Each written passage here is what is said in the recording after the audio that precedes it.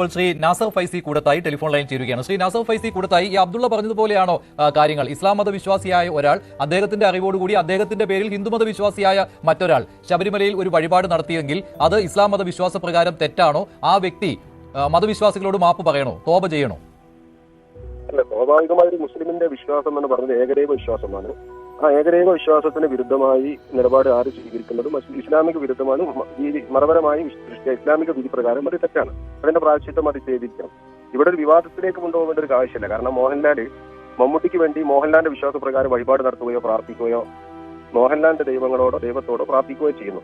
അത് മോഹൻലാലിന്റെ വിശ്വാസവുമായി ബന്ധപ്പെട്ട മമ്മൂട്ടിയുടെ വിശ്വാസത്തിനേക്കാൾ ബന്ധിപ്പിക്കേണ്ട കാര്യം എന്ന് തോന്നുന്നില്ല. മമ്മൂട്ടിയുടെ അറിവോടെയാണോ മമ്മൂട്ടിയുടെ നിർദ്ദേശത്തോടു കൂടിയാണോ എന്ന് മമ്മൂട്ടി പറയാത്ത കാലത്തോളം മമ്മൂട്ടിയുടെ വിശ്വാസത്തെ ചോദ്യം ചെയ്തുകൊണ്ട് അയാളുടെ പിന്നാണ് പോയി. അതിലവൻ എടുത്തു പറയുന്ന ഒരു കാര്യമുണ്ട്, മോഹൻലാലിന്റെ ദൈവത്തിനോട് സംസാരിച്ചു, മാട് പോലെ വളർന്നു.